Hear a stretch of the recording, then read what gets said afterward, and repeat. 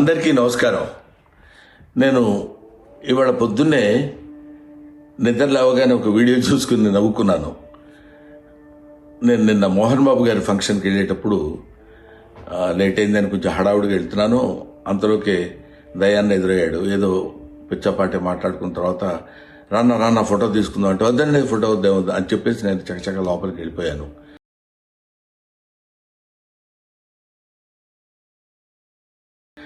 అది చాలామంది మిత్రులు కొంచెం అపార్థం చేసుకున్నట్టున్నారు. దయాకర్ గారితో నాకు 30 ఏళ్ల సంబంధం ఉంది. మంచి మిత్రులం. నేనంటే ఎంతో అభిమానంగా ప్రేమగా చూస్తుంటారు. మేము కూడా ఎంతో మాట్లాడుకుంటాం. ఫ్యామిలీ ఫ్రెండ్స్లా ఉంటాం. అటువంటిది సరదాగా ఆయనతో నాకున్న చనువుతోటి నేను ఉండండి అని చెప్పేసి చేయిలా తోసి వెళ్ళిపోతే దాన్ని నేను ఆయన ఏదో కావాలని తోసినట్టు ఏదో ఒక రకమైనటువంటి మిస్అండర్స్టాండ్ తోటి మిత్రులు, మీడియా మిత్రులు అలాగే దాన్ని అపార్థం చేసుకున్నారు. అలాంటిది కాదు. ఆ తర్వాత కూడా ఫంక్షన్లో నేను ఆయన చాలాసేపు మాట్లాడుకున్నాం. అంతకుముందు మాట్లాడుకున్నాం.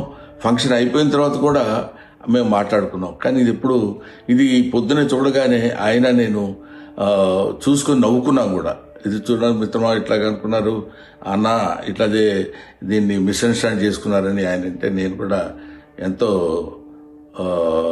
అయ్యో ఇదేంటి ఇలా జరిగిందని, ఆయన్ని ఎక్కడ అపార్థం చేసుకుంటారో అని, అలాంటిది కాదు అని చెప్పడానికి క్లారిటీ ఇవ్వడానికి మాత్రం మీ అందరికీ ఫోన్ చేసి చెప్తున్నాను. దయచేసి అలాంటిదేం లేదు, మిస్అండర్స్టాండ్ చేసుకోవద్దు.